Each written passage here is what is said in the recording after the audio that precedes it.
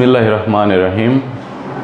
সুপ্রিয় শিক্ষার্থী বন্ধুরা, দৌলতপুর মডেল কলেজের পক্ষ থেকে অনলাইন ক্লাসে স্বাগতম। আমি মোহাম্মদ রঞ্জু আহমেদ, প্রভাষক, ব্যবস্থাপনা বিভাগ, দৌলতপুর কলেজ, কুষ্টিয়া। আমি আজকে অনার্স প্রথম বর্ষের ব্যষ্টিক অর্থনীতির চাহিদার দাম, স্থিতিস্থাপক ও অস্থিতিস্থাপক সম্পর্কে আলোচনা করব। তো এই পাঠ শেষে আমরা কি শিখব? যে চাহিদার দাম স্থিতিস্থাপকতা কি, চাহিদার দাম অস্থিতিস্থাপকতা কি, স্থিতিস্থাপক ও অস্থিতিস্থাপক চাহিদার মধ্যে পার্থক্য। তো সর্বপ্রথমে আমি আসি চাহিদার দাম স্থিতিস্থাপকতা। সাধারণত চাহিদা সম্পর্কে তো আমাদের গত ক্লাসে ধারণা দেওয়া আছে, তো আমি আরেকবার বলি। তো সেটা হচ্ছে যে কোনো কিছু পাওয়ার আকাঙ্ক্ষাকেই চাহিদা বলা হয় সাধারণ অর্থে, কিন্তু অর্থনীতির ভাষায় কোনো কিছু পাওয়ার আকাঙ্ক্ষার পাশাপাশি প্রয়োজনীয় অর্থ ব্যয় করার ইচ্ছা এবং প্রয়োজনীয় সামর্থ্য থাকতে হবে, যার এই তিনটা বৈশিষ্ট্য একত্রিত করেই তবে চাহিদা হবে। তো সেই ক্ষেত্রে আমরা জানি যে দাম বৃদ্ধি পেলে চাহিদা কমে, দাম কমলে চাহিদা বাড়ে। আমি আবার বলি, দাম বৃদ্ধি পেলে চাহিদা কমে আর দাম কমলে চাহিদা বাড়ে। তো সেই ক্ষেত্রে এই দাম, চাহিদা, দামের সাথেও স্থিতিস্থাপকতার একটি সম্পর্ক। যেমন যে কোনো দ্রব্যের দাম যে হারে পরিবর্তন হয় তার থেকে যদি চাহিদার পরিমাণ অধিক হারে পরিবর্তন হয় তবে সেটা হচ্ছে চাহিদার দাম স্থিতিস্থাপকতা। আমি আবার বলি যে চাহিদার দাম স্থিতিস্থাপকতা হচ্ছে কোনো দ্রব্যের দাম যে হারে পরিবর্তন হয় তার থেকে চাহিদার পরিমাণ যদি অধিক হারে পরিবর্তন হয় তবে সেটা চাহিদার দাম স্থিতিস্থাপকতা। যেমন একটি মোবাইলের যদি সে দাম হচ্ছে 5,000, হঠাৎ করে যদি 4,000 হয়ে যায়, চাহিদা পরিমাণ কিন্তু অধিক হয়ে যাবে। আবার যেমন একটি রঙিন টিভি, তার দাম যদি হঠাৎ বেড়ে যায়, আবার দেখা যায় চাহিদা পরিমাণ অধিক হারে কমে যাবে। অর্থাৎ বলা যায় যে কোনো দ্রব্যের দাম যে হারে পরিবর্তন হবে তার থেকে যদি চাহিদা পরিমাণ অধিক হারে পরিবর্তন হয় তবে সেটা হচ্ছে দামের, চাহিদার স্থিতিস্থাপকতা। দ্বিতীয়ত আসি চাহিদার দাম অস্থিতিস্থাপকতা। অস্থিতিস্থাপকতা হলে কি? আমি আগের ভাষাতেই বলবো যে দাম যে হারে পরিবর্তন হবে তার থেকে যদি চাহিদার পরিমাণ অধিক হারে পরিবর্তন না হয়, অর্থাৎ চাহিদা পরিমাণ সীমিত হারে পরিবর্তন হয়, তবে সেটা হচ্ছে চাহিদার দামের অস্থিতিস্থাপকতা। শিক্ষার্থী বন্ধুরা, তোমরা কি বুঝতে পেরেছো? আমি আরেকবার রিপিট করি যে স্থিতিস্থাপকতার সাথে অস্থিতিস্থাপকতার সামান্য একটু পরিবর্তন। দামের, চাহিদার স্থিতিস্থাপকতার সংজ্ঞাটা মনে থাকলেই আমাদের অস্থিতিস্থাপক সংজ্ঞাটা মনে থাকবে। যে কোনো দ্রব্যের দাম যে হারে পরিবর্তন হয় তার থেকে যদি কম হারে পরিবর্তন হয় চাহিদা পরিমাণ, তবে সেটা চাহিদার দামের অস্থিতিস্থাপকতা।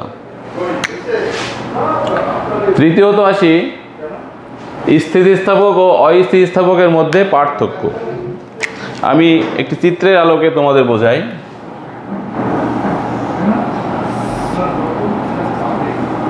ওয়াই,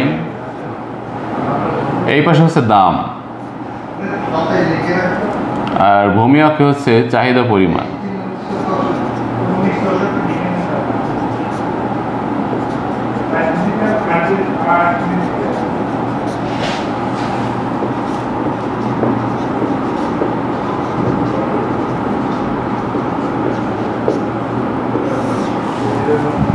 দেখো, এখানে আমরা দাম নির্ধারণ করি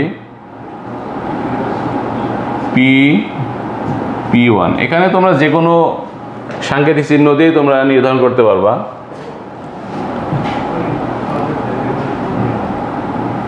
চাহিদা পরিমাণ হচ্ছে, তো আমরা এটা এবার মিলাই দিই একসাথে।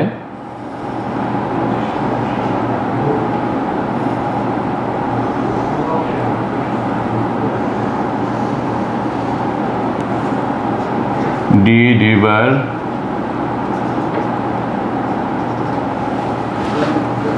তো খেয়াল করো তোমরা, দেখো এখানে স্থিতিস্থাপক যদি আমি চিত্রের আলোকে আমি বোঝাইতে চাই, তাহলে লম্ব অক্ষে হচ্ছে চাহিদার পরিমাণ এবং ভূমি অক্ষে চাহিদা পরিমাণ এবং লম্ব অক্ষে দাম নির্ধারণ করা হয়েছে। দামের এখানে হচ্ছে M1।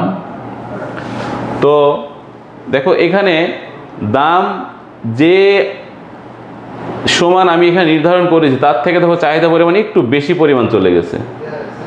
অর্থাৎ আমরা এভাবে আলোচনা করব যে OX অক্ষে চাহিদা পরিমাণ এবং Y অক্ষে হচ্ছে দাম নির্ধারণ করা হয়েছে। এখানে দাম OP থেকে OP1 যে পরিমাণ কমেছে তার থেকে OM থেকে OM1 চাহিদা পরিমাণ বেশি আকারে চলে গেছে বা বেশি আকারে পরিবর্তন হয়ে গেছে।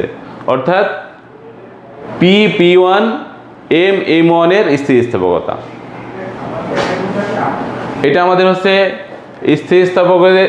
স্থিতিস্থাপকতার চিত্রের আলোকে আমরা তোমাদের বললাম। তো এই ক্ষেত্রে একইভাবে আমি তোমাদের বলতে পারি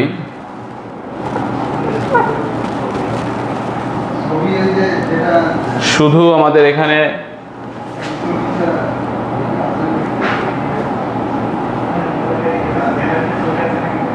ঠিক এবার হচ্ছে অস্থিতিস্থাপকতা। একটু খেয়াল করো, আমি তোমাদের সংজ্ঞাতে বলেছি যে দামের যে হারে পরিবর্তন হবে তার থেকে চাহিদা পরিমাণ কম হারে পরিবর্তন হবে অস্থিতিস্থাপকতায়। অতএব এখানে আমি দাম ধরলাম এবার P1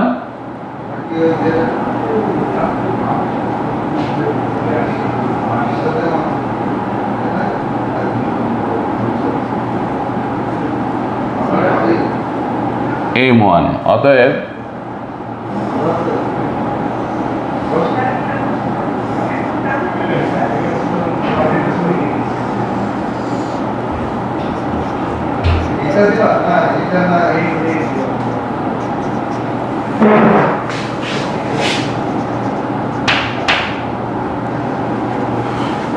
তো বন্ধুরা খেয়াল করো, এখানে অস্থিতিস্থাপকতায় হচ্ছে চাহিদা পরিমাণ OX অক্ষে এবং Y অক্ষে হচ্ছে দাম নির্ধারণ করা হয়েছে। এক্ষেত্রে দেখো OP1 থেকে দাম যখন কমে OP থেকে OP1 হয়ে গেছে, তার থেকে চাহিদা পরিমাণ দেখো OM থেকে OM1 খুব একটা বেশি পরিবর্তন হয়নি। অর্থাৎ দাম যে হারে পরিবর্তন হচ্ছে তার থেকে চাহিদা পরিমাণ কম হারে পরিবর্তন হচ্ছে। তো এইটা আমাদের পার্থক্য আমরা এভাবেই ছক আকারেও প্রথম স্থিতিস্থাপক এবং পক্ষান্তরে দিয়ে অস্থিতিস্থাপক এভাবেও পার্থক্য আমরা দিতে পারি। আবার হচ্ছে চিত্রের আলোকে বা ছকের আকারেও আমরা দিতে পারি। এক্ষেত্রে ছকের আকারেও আমরা দিই, প্রথমে তো আমরা হচ্ছে দুই পাশে স্থিতিস্থাপক ও অস্থিতিস্থাপক লেখার পরে আমরা দেব হচ্ছে সংজ্ঞাগত পার্থক্য, চিত্রগত পার্থক্য, দামের পার্থক্য, প্রভাবের পার্থক্য, তারপরে হচ্ছে উদাহরণস্বরূপ বা পণ্যের দিক থেকে পার্থক্য। সেক্ষেত্রে আমরা কি বলবো যে স্থিতিস্থাপকতার ক্ষেত্রে দাম যে হারে পরিবর্তন হয়, চাহিদা পরিমাণ যদি অধিকারী পরিবর্তন হয় সেটা হচ্ছে স্থিতিস্থাপক। পক্ষান্তরে অস্থিতিস্থাপক হচ্ছে দাম যে হারে পরিবর্তন হয়, চাহিদা পরিমাণ যদি কম হারে পরিবর্তন হয় সেটা হচ্ছে অস্থিতিস্থাপক।